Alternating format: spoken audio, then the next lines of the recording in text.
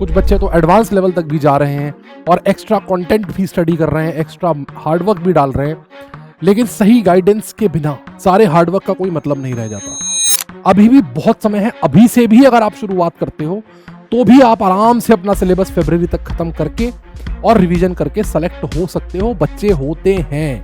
क्योंकि इस समय आपको ये ऑप्टिमाइज करना होगा कि जितना भी समय आपके पास बचा है उसमें से आप मैक्सिमम आउटपुट निकाल दें। बैकलॉग भाई साहब कि बहुत बड़ा एक दुख है, बहुत बड़ा एक पाप है जो हर एस्पिरेंट करता है अपनी जिंदगी में, और उसके बाद वो पाप जितना ज्यादा बढ़ता चला जाता है, कई बार वो इतना बढ़ जाता है कि सिलेक्शन की। हेलो बच्चों, नमस्कार, मैं हूं आपका ऋतिक सर और आज मैं आपसे मिलने आया हूं, आपसे करने आया हूं बात एक बहुत ही गंभीर और एक बहुत ही इंपॉर्टेंट टॉपिक पर। टॉपिक आपको मेरे ऊपर हेडिंग पे दिखाई दे रहा होगा और आज मैं आपसे बात करूंगा स्ट्रैटेजी फॉर नेक्स्ट 9 मंथ्स, क्योंकि आने वाले 9-10 महीने डिसाइड करेंगे कि 3 मई 2026 को आप अपना डॉक्टर बनने का सपना पूरा कर पाएंगे या नहीं कर पाएंगे। मैं जानता हूं आप सभी लोग जोरों शोरों से तैयारी में लगे हुए हैं, नीट 2026 को क्लियर करने के लिए अपनी जान लगा रहे हैं, और ना केवल आप लोग नीट का जो सिलेबस है वो पढ़ रहे हैं, बल्कि इस साल के पेपर के बाद आप लोग जेई मेंस की चीजें भी कर रहे हैं। कुछ बच्चे तो एडवांस लेवल तक भी जा रहे हैं और एक्स्ट्रा कंटेंट भी स्टडी कर रहे हैं, एक्स्ट्रा हार्डवर्क भी डाल रहे हैं, लेकिन सही गाइडेंस के बिना सारे हार्डवर्क का कोई मतलब नहीं रह जाता। क्योंकि अगर आपको सही से गाइड ना किया जाए तो आपके हार्डवर्क को किस डायरेक्शन में पुश करना है वो आपको नहीं समझ में आएगा। इसलिए मैं आज यहां पर आया हूं आपसे मिलने, आपसे बातें करने और आपको ये बताने कि अगले 9-10 महीनों में आपको करना है तो करना क्या है। बच्चों, साल 2025 में लगभग 4 महीने बचे हैं और अगले आने वाले 4 साढ़े 4 महीने के बाद 2026 में हम लोग एंटर करेंगे, जिसके मई के पहले ही संडे को आपको नीट का पेपर देना है। तो मोटा मोटी ये जो 9 महीने हमारे पास बचे हैं ये बहुत ही ज्यादा क्रूशियल है और इन्हीं 9 महीनों में हमें बहुत सारे ऑब्स्टेकल्स भी फेस करने होते हैं एज एस्पिरेंट, क्योंकि बहुत सारे फेस्टिवल्स आने वाले हैं इन्हीं महीनों में। दीज आर फेस्टिव मंथ्स, बहुत सारे फेस्टिवल्स आने वाले हैं। वो बच्चे जो 12th के लिए तैयारी कर रहे हैं, 12th के साथ तैयारी कर रहे हैं, उनके बोर्ड एग्जाम्स आने वाले हैं। वो बच्चे जो ड्रॉप अभी लिए हैं या अभी जस्ट शुरू कर रहे हैं, जो अभी से जिनकी तैयारी शुरू हुई है, जो अभी अभी नीट के सदमे से उभरे हैं और उन्होंने अभी अभी तैयारी को दोबारा शुरू किया है, वो अभी ये सोच रहे हैं कि हम तो 3-4 महीने लेट हो चुके हैं, हमारा सिलेबस कैसे कंप्लीट होगा, ये भी एक पैनिक है। तो मैं आपको कुछ ऐसी बातें बताऊंगा जो आपको इन जनरल हेल्प करेंगी, ठीक है ना। यहां पर हम लोग तैयारी की बात करेंगे कि भाई तैयारी जो हमें करनी है उसमें हमें क्या क्या चीजों को इंक्लूड करना है, किन किन बातों को इन्वॉल्व करना है। तो कुछ कुछ ऐसी बातें मैं आपको बताऊंगा जो आपको मोर ओवर हेल्प करेंगी, आपको मदद करेंगी, ताकि आप ज्यादा अच्छे से अपनी तैयारी को शेप अप कर पाए, ठीक है ना। जैसे अगर मैं आपसे बात करूं डूज, क्या करना है आपको इस पीरियड में, आपको क्या क्या करना है। Number 1, make a proper schedule, ठीक है ना, क्योंकि हमारे पास समय बंधु कम है और कम समय होने के लिए हमें एक एक सेकंड, कम समय होने की वजह से एक एक सेकंड हमारे लिए कीमती है, और वो हम तभी यूज कर पाएंगे जब हम उस दिन का एक एक मिनट, एक एक सेकंड ढंग से निचोड़ पाएं, और वो तभी होगा जब आपके पास एक प्रॉपर शेड्यूल होगा। आप रैंडमली पढ़ाई नहीं कर सकते कि एक दिन आपने 3 घंटे पढ़ लिया, एक दिन 4 घंटे पढ़ लिया, एक दिन 2 घंटे पढ़ लिया, नहीं। आपको बहुत प्रॉपरली शेड्यूल बनाना पड़ेगा, आपको बहुत प्रॉपरली एक शेड्यूल बनाना पड़ेगा और उसको फॉलो करना पड़ेगा, ठीक है। क्योंकि इस समय आपको ये ऑप्टिमाइज करना होगा कि जितना भी समय आपके पास बचा है उसमें से आप मैक्सिमम आउटपुट निकाल ले। इसके लिए एक प्रॉपर शेड्यूल आपको बनाना होगा जो आपकी कन्वीनियंस के हिसाब से बनेगा। इस शेड्यूल में आपको इन्वॉल्व करनी होंगी अपनी कोचिंग क्लासेस की टाइमिंग्स, अपने दिन का खाली समय, कितना टाइम आप सेल्फ स्टडी में देंगे, कितना टाइम आप कोचिंग की क्लासेस करेंगे, कितना टाइम आप रिवीजन करेंगे, कितना टाइम आप कौन सा सब्जेक्ट पढ़ेंगे, ये सब आपको अपनी हिसाब से बनाना होगा। सजेशन मेरा केवल इसमें इतना रहेगा कि ये मेक श्योर कीजिएगा कि एक हफ्ते में आप चारों सब्जेक्ट्स को, फिजिक्स, केमिस्ट्री, बॉटनी, ज़ूलॉजी को बराबर समय दे पाएं, क्योंकि वो बहुत जरूरी है। बच्चे करते क्या है, शेड्यूल तो बना लेते हैं लेकिन फिर उस शेड्यूल के अंदर अपने आप ही मॉडिफिकेशन स्टार्ट कर देते हैं। वो मॉडिफिकेशन ये होती है कि जो सब्जेक्ट अच्छा आता है उस पर तो मेहनत करते हैं, जो सब्जेक्ट कम आता है उसको छोड़ के भागते हैं, उससे दूर हटते हैं। वो मत कीजिएगा, वो आपकी सेहत के लिए हानिकारक हो सकता है। अदरवाइज आप शेड्यूल अपनी कन्वीनियंस के हिसाब से बनाइए, अपने हिसाब से बनाइए, अपने स्टैमिना के हिसाब से बनाइए। अगर आपको लगता है आप 4 घंटे एक साथ बैठ सकते हैं तो 4 घंटे एक साथ बैठिए। अगर आपको लगता है कि नहीं 2 घंटे के बाद आपको ब्रेक चाहिए तो वो सारी चीजें आपके ऊपर मैटर करती हैं, लेकिन आपको एक प्रॉपर शेड्यूल तो बनाना ही होगा। ठीक है दोस्त, सर शेड्यूल बन तो जाता है लेकिन फॉलो नहीं होता। तो बाबू अगर शेड्यूल फॉलो नहीं होगा, शेड्यूल अगर फॉलो नहीं होगा तो ये मान के चलो कि सिलेक्शन होना भी बड़ा मुश्किल हो जाएगा। यहां पर consistency is the key, consistency is the key. अगर आप कंसिस्टेंटली अपने शेड्यूल को फॉलो नहीं करेंगे, कंसिस्टेंटली अगर आप अपने शेड्यूल को फॉलो नहीं करेंगे, कंसिस्टेंटली पढ़ाई नहीं करेंगे, तो आपको दिक्कतें आएंगी। शेड्यूल को केवल बना लेना, कमरे में चिपका लेना ही जरूरी नहीं है, उसको कंसिस्टेंटली फॉलो करना भी बहुत ज्यादा जरूरी है। और वो केवल तभी हो पाएगा जब आप पूरे मन से, पूरे जोश से, पूरे जुनून से, पूरे जज्बे से, पूरी ईमानदारी से तैयारी करेंगे। तो be consistent in your preparation. ठीक है ना। अभी आने वाले समय में बहुत सारे त्योहार आने वाले हैं। रक्षाबंधन आएगा, रक्षाबंधन के बाद नवरात्र आएंगे, नवरात्र के बाद दशहरा आएगा, दशहरा के बाद दिवाली आएगी। और ये मैं केवल नॉर्थ इंडिया की बात कर रहा हूँ, जो साउथ इंडियन बच्चे मुझे देख रहे हैं उनके अपने अपने रीजनल त्योहार होंगे। आपको इन त्योहारों को इग्नोर करना होगा, नेग्लेक्ट करना होगा। आपको ये मेक श्योर करना होगा कि चाहे दिवाली के पटाखे फूट रहे हो, चाहे दशहरे पर रावण जल रहा हो, लेकिन आपको कंसिस्टेंसी ब्रेक नहीं करनी है। आपके लिए दैट डे, मैं ये नहीं कह रहा कि आपको कोई फेस्टिवल सेलिब्रेट नहीं करना है, मैं ये नहीं कह रहा, मैं ये कह रहा हूं कि कोई भी फेस्टिवल हो, कोई भी बर्थडे हो, कोई भी मुंडन हो, कोई भी पार्टी हो, कोई भी शादी हो, आपके लिए वो दिन एक नॉर्मल दिन की तरह होना चाहिए। जब तक आप अपना डेली स्केड्यूल पूरा नहीं कर लेते पढ़ाई का, तब तक आप उस दिन में कोई इंजॉयमेंट ना करें। क्योंकि एक एक दिन my friend is very very precious for you, क्योंकि आप 3-3.5 महीने निकल चुके हैं। तो अभी एक एक जो दिन है वो आपके लिए बहुत जरूरी है, एक एक मिनट बहुत जरूरी है, एक एक घंटा बहुत जरूरी है। तो be consistent in your studies. ठीक है ना दोस्त। Third point, third point, test yourself periodically. बहुत सारे बच्चे बहुत मन लगा के तैयारी करते हैं, बहुत मेहनत करते हैं, ठीक है ना, लेकिन उनकी सबसे बड़ी गलती क्या होती है कि भाई वो टेस्ट नहीं देते, टेस्ट नहीं देते, है ना, टेस्ट बिल्कुल भी नहीं देते। दिक्कत है, क्योंकि जब तक आप अपने आप को टेस्ट नहीं करेंगे, जब तक नीरज चोपड़ा छोटे छोटे टूर्नामेंट्स में खेल के अपनी जैवलिन थ्रो की स्किल को शार्पन नहीं करेगा, तो वो ओलंपिक्स में कैसे जीतेगा। अगर सीधे नीरज चोपड़ा जाए, सीधे ट्रेनिंग ग्राउंड से निकल के सीधे ओलंपिक में चला जाए, तो सीधे गोल्ड मेडल जीत जाएगा, इसकी प्रोबेबिलिटी बहुत कम हो जाती है। इसलिए जितने भी बड़े बड़े खिलाड़ी होते हैं, जितने भी बड़े बड़े एथलीट्स होते हैं, before going to a big tournament they play in small small tournaments, ताकि उनकी प्रैक्टिस हो सके। आप भी एक बहुत बड़ा एग्जाम देने जा रहे हैं। ये एग्जाम केवल आपकी डिग्री नहीं, आपकी जिंदगी का रास्ता डिसाइड करेगा। क्योंकि इस एग्जाम को देने के बाद जो टैग डीआर का आपके नाम के आगे लगेगा, वो टैग लाइफ लॉन्ग आपके साथ चलेगा। तो since you are going to give a very big exam, तो आपको अपने आप को टेस्ट करना बहुत जरूरी है। आपको पीरियोडिकली खुद को टेस्ट करना पड़ेगा, चेक करना पड़ेगा, ठीक है ना। तो इस समय जितने ज्यादा टेस्ट दे सकते हैं उतने ज्यादा टेस्ट दें, जितने ज्यादा टेस्ट दे सकते हैं उतने ज्यादा टेस्ट दें। जितना अपने आप को टेस्ट कर सकते हैं, मेजर माइनर, है ना, जितनी भी तरीके के आप टेस्ट दे सकते हैं, अपने आप को उतना ज्यादा टेस्ट करें। क्योंकि जितना आप टेस्ट करेंगे उतनी आपको कमियां पता लगेंगी, और जितनी कमियां पता लगेंगी उतना आप रेक्टिफिकेशन कर पाएंगे। हम कहते हैं कि जितनी गलतियां यहां कर लोगे, पेपर में उतनी गलतियां नहीं करोगे। और गलतियां तभी पता लगेंगी जब अपने आप को टेस्ट करोगे। अगर अपनी गलतियों को खुद से ही छुपाओगे, टेस्ट नहीं करोगे, तो पेपर में जाके गलतियां करोगे, ठीक है।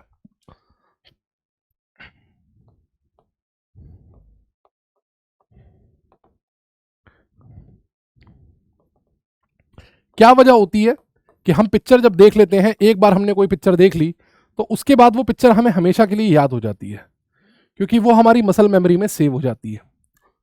लेकिन जब हम कोई चीज पढ़ते हैं तो वो हमें याद नहीं होती, वो हमें याद नहीं होती। बार बार रिवीजन करना पड़ता है, बार बार रिवीजन करना पड़ता है। लेकिन अगर हम उसी की चीज का रिलेटेड कोई क्वेश्चन सॉल्व कर लें और वही क्वेश्चन अगर टेस्ट में आ जाए, तो आपके हाथ खुद ब खुद उस आंसर की तरफ उड़ जाते हैं, आपके हाथ खुद ब खुद उस गोले की तरफ चले जाते हैं जो सही ऑप्शन का गोला होता है। क्योंकि जितनी ज्यादा प्रैक्टिस आप करेंगे, प्रैक्टिस करने पर जितने क्वेश्चंस आप प्रैक्टिस कर लेंगे, उतना ज्यादा आपकी मसल मेमोरी में वो आंसर सेव होते जाएंगे। More practice less theory. Theory को पढ़िए, मैं ये नहीं कह रहा थियोरी मत पढ़िए, कंसेप्ट मत समझिए, डेप्थ में मत जाइए, बिल्कुल जाइए, हक बनता है आपका। बट इतना ही करें जितना आपके लिए जरूरी है। रिसर्च के लेवल तक ना पहुंच जाएं कि थियोरी पर रिसर्च करना शुरू कर दें और क्वेश्चंस ही ना सॉल्व करें। आपका अल्टीमेट गोल किसी भी सब्जेक्ट को लेकर, चाहे वो फिजिक्स है चाहे वो केमिस्ट्री है, उसका टूल बना के आपको बेसिकली पेपर देना है और उस पेपर को क्लियर करना है। तो उसे एज अ टूल यूज करें, उसकी थ्योरी में घुसते ना चले जाएं। बहुत सारे बच्चों के साथ दिक्कत ये होती है कि वो थ्योरी पढ़ लेते हैं, उनको लगता है कि पेपर तो हम कर ही लेंगे। उल्टा होता है, जबकि सक्सेसफुल हमेशा वो बच्चा होता है जो प्रैक्टिस ज्यादा से ज्यादा करता है। ठीक है ना, ज्यादा से ज्यादा करता है। इसलिए ज्यादा से ज्यादा प्रैक्टिस करें। और पांचवा और बहुत important point, try to finish syllabus. Try to finish syllabus in time.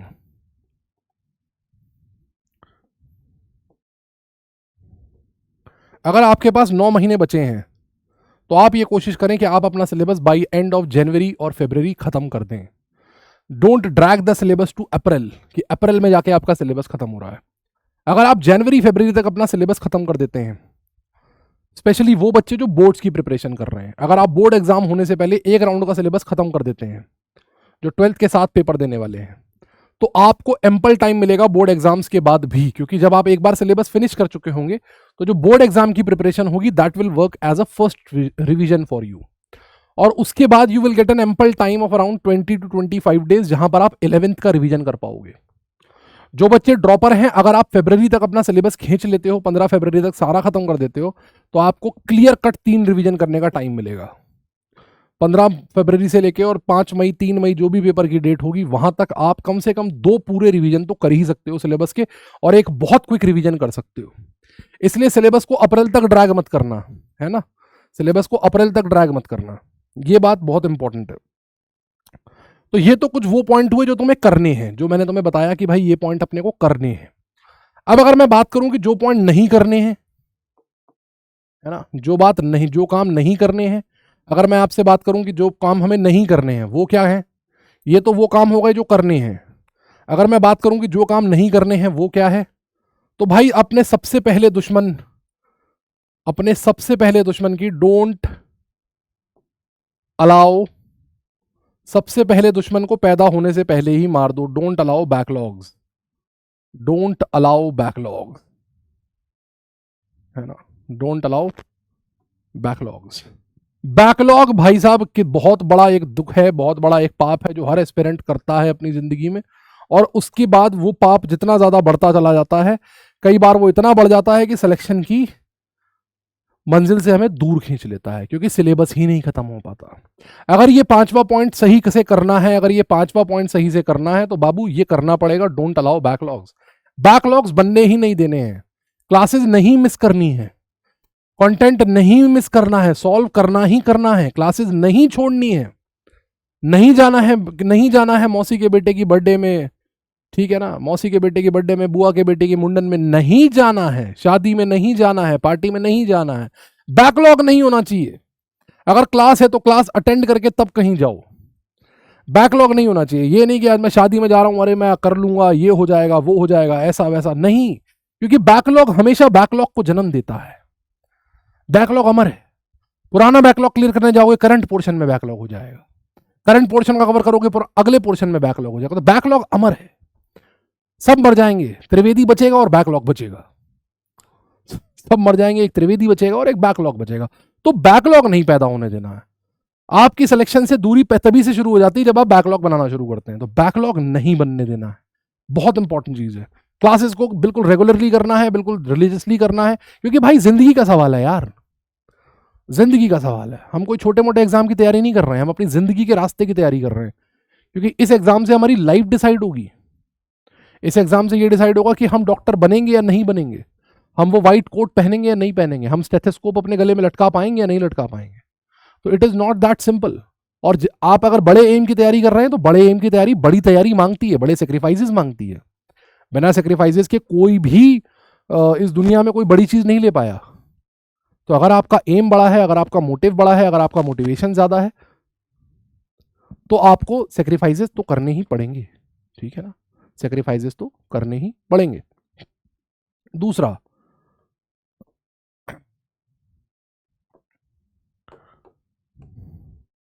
Don't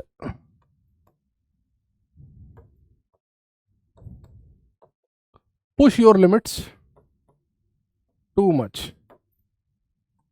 बच्चों को एडवांस लेवल तक का पढ़ाई कर रहे हैं बच्चे इस समय, जेई मेंस लेवल नहीं पढ़ रहे हैं, एडवांस लेवल पढ़ रहे हैं, क्योंकि बच्चों को ये लग रहा है पता नहीं क्या आ जाए, ठीक है ना, पता नहीं क्या आ जाए।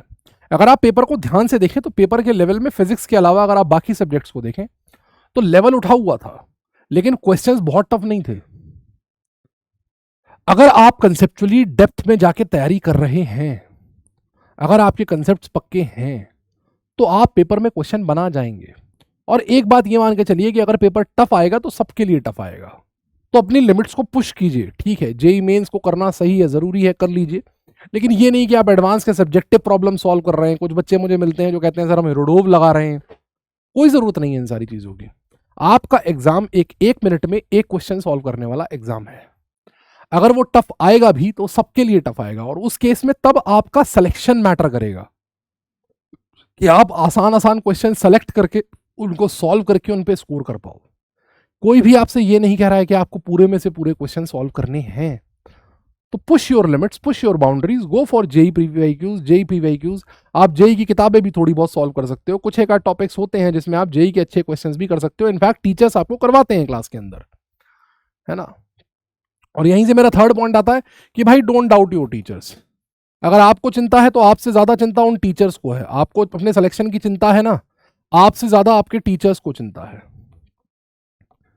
तो अगर कोई टीचर आपको पढ़ा रहा है तो प्लीज उसको सुनिए, उसको समझिए, क्योंकि उन्होंने अपने सिलेबस में, उन्होंने अपने टॉपिक्स में, उन्होंने अपने पढ़ाने में वो चीजें पहले से इनकलकेट कर ली हैं, क्योंकि वो भी जानते हैं कि पेपर टफ आ सकता है। आप जो काम पहली, दूसरी, तीसरी, चौथी बार कर रहे हैं वो टीचर शायद हजारोंवीं बार कर रहा होगा। तो please don't doubt your teachers, please don't doubt your please don't doubt your subject. अपने को बहुत ज्यादा होशियार मत समझिए। ये नहीं कि नहीं मैं तो एडवांस की भी करूंगा, ये तो पागल आदमी है, क्या कह रहा है ये, क्यों सुनूं इसकी मैं। आप मत सुनिए, कोई दिक्कत नहीं है, आप करते रहिए जो करना है। अल्टीमेटली होगा क्या, सेलेक्ट वही बच्चा होगा जो अपने टीचर्स पे भरोसा करेगा, वही बच्चा होगा जो अपनी मेहनत करेगा। देखिए, किसी भी कॉम्पिटिटिव एग्जाम में सेलेक्ट वही बच्चा होता है जो बहुत स्ट्रैटेजी के साथ और बहुत फोकस के साथ तैयारी करता है। अगर आप रैंडम तैयारी करने जाएंगे, रैंडम चीजें पढ़ेंगे, तो आपका टाइम वेस्ट होगा, और टाइम आपकी तैयारी के टाइम में से ही निकलेगा। ठीक है, तो being serious, being sincere is a good thing, but do not push your limit. की भाई नीट का पेपर कभी भी जेई एडवांस के लेवल तक नहीं चला जाएगा कि आप एडवांस के लेवल की तैयारी कर रहे हैं। ठीक है, last but not the least, केवल 1 मिनट और लूंगा आपका। जो आखिरी पॉइंट है मेरा वो ये है कि don't lose hope, there is still time. हो सकता है आप वो एस्पिरेंट हो जो तैयारी अब शुरू कर रहे हो सकता है आप वो एस्पिरेंट हो जो अप्रैल में तैयारी शुरू कर चुके हो, लेकिन अभी पिछले 3-4 महीने से तैयारी बहुत अच्छी नहीं चल रही है। उसका रीजन कुछ भी हो सकता है, आप सीरियस नहीं थे, अब सीरियस हुए हो, या स्कूल का लोड था, या है ना आपका स्कूल बहुत सख्त था, बहुत दिक्कत थी आपको, अब लेकिन आपने कोई ऐसा जुगाड़ लगा लिया है, लेकिन अब आपने पूरा मन बना लिया है कि आपको तैयारी करनी है। तो प्लीज डोंट लूज होप, बिल्कुल भी घबराना नहीं है, बिल्कुल भी पैनिक नहीं करना है। अभी भी बहुत समय है, अभी से भी अगर आप शुरुआत करते हो तो भी आप आराम से अपना सिलेबस फरवरी तक खत्म करके और रिवीजन करके सेलेक्ट हो सकते हो, बच्चे होते हैं। अगर आप ऑफलाइन कोचिंग्स में देखोगे तो अक्टूबर तक बैचेस बनते रहते हैं। ठीक है ना, तो अभी भी बहुत समय है, और इनफैक्ट ये अब से सबसे सही समय है। तो अगर आप इस स्ट्रैटेजी को फॉलो करते हुए चलते हो, जो डूज एंड डोंट्स मैंने आपको बताए हैं उनको अपने दिमाग में रखते हुए अपनी तैयारी को शेप करते हो, तो मुझे पूरी उम्मीद है कि ये पॉइंट्स जो हैं आपकी हेल्प करेंगे और आपको मदद मिलेगी अपनी तैयारी को और बूस्ट करने में और सिलेक्शन लेने में। इसी शुभकामनाओं के साथ थैंक यू वेरी मच, धन्यवाद। और मैं आप सभी को ऑल द बेस्ट बोलता हूं और चाहूंगा कि आप सभी का सिलेक्शन हो जाए और आप सभी अपना डॉक्टर बनने का सपना पूरा कर सकें। जय हिंद, नमस्कार।